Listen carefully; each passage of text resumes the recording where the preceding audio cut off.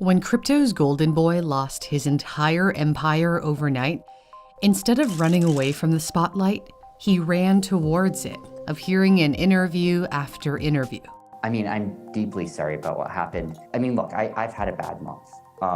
This has not been a fun month for me. That is an understatement. He showed signs of nervousness in this New York Times interview.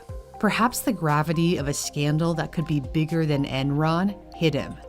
Many wondered why in the world he wasn't arrested right away after losing billions of dollars of customer funds when his cryptocurrency exchange FTX collapsed in November. It wasn't until exactly 1 month and 1 day after FTX filed for bankruptcy that police in the Bahamas arrested SBF in his luxury home he shared with roommates at the request of the US. Hours before, SBF had been playing a video game. The US Securities and Exchange Commission has charged him with defrauding big investors who committed nearly $2 billion in recent years. SEC's chairman Gary Gensler said in his statement, "We allege that Sam Bankman-Fried built a house of cards on a foundation of deception while telling investors that it was one of the safest buildings in crypto." Sam Bankman-Fried reportedly used billions in customer funds from FTX to prop up his other company, Alameda Research, a hedge fund that was in trouble after trying to bail out other struggling crypto firms. He reportedly built a backdoor in FTX's accounting software that let him move billions of dollars from FTX to Alameda without flagging the transactions to external auditors. SBF has repeatedly denied that he did anything wrong. Did you know that these funds were being funneled to Alameda? What is your answer?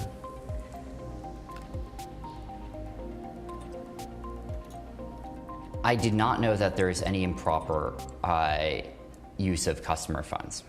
When the crypto website CoinDesk revealed the close ties between Bankman-Fried's two companies, FTX and Alameda, that made Binance nervous. Binance is the world's largest cryptocurrency exchange that was an early investor in FTX and subsequently sold its stake in FTX, consisting mainly of the FTX token FTT. That caused the price of the token to plummet and resulted in a domino effect of nervous customers pulling out, leading to the spectacular fall of FTX. Along the way, billions of dollars of customer funds also went missing. Bankman-Fried has said that if he'd spent an hour a day thinking about risk management, FTX might not have collapsed. His companies thrived on risk.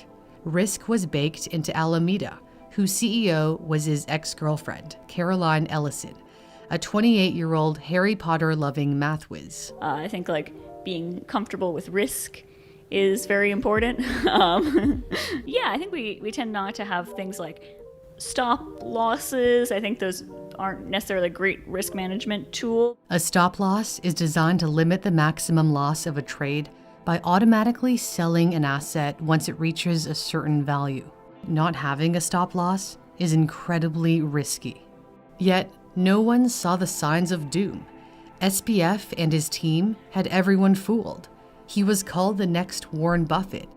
It certainly didn't help that superstars like Tom Brady and Stephen Curry vouched for FTX. With FTX, I have everything I need to buy, sell, and trade crypto safely. The glitz and glamour hid what some FTX users call a Ponzi scheme, in which the first investors are rewarded with money that's actually been invested by later investors rather than making money from a legitimate product or service. The mastermind of a massive Ponzi scheme, Bernie Madoff, ripped off tens of thousands of people of as much as $65 billion. Madoff was sentenced to 150 years in prison. Could SBF suffer the same fate? He is set to be extradited to the US, where federal prosecutors are charging him with wire fraud conspiracy, securities fraud conspiracy, money laundering, and violating campaign finance laws. He was the darling of the Democrats, donating millions to them, though he now says he secretly gave roughly the same amount to Republicans. If convicted, he faces a maximum sentence of 115 years in prison. The fall of one of the largest cryptocurrency exchanges is another nail in the coffin of an already fragile crypto market that has yet to recover from the crash in the spring.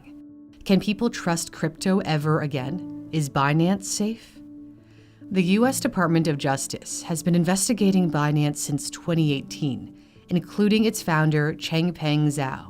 Reuters reported that it has to do with Binance's compliance with U.S. anti-money laundering laws and sanctions.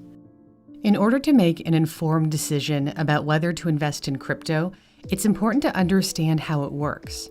Brilliant is a great way to learn the math and science behind cryptocurrencies through hands-on puzzles.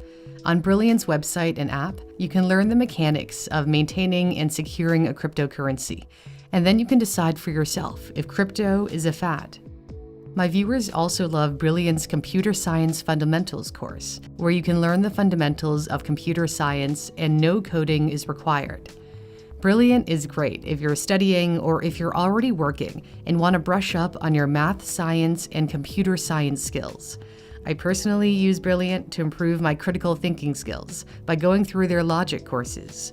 Brilliant is free to try out if you head to the custom link in my description, brilliant.org/newsthink. And the first 200 people who use my custom link will get 20% off Brilliant's annual premium subscription, which gives you access to all of their course offerings. Thanks for watching. For Newsthink, I'm Cindy Palm.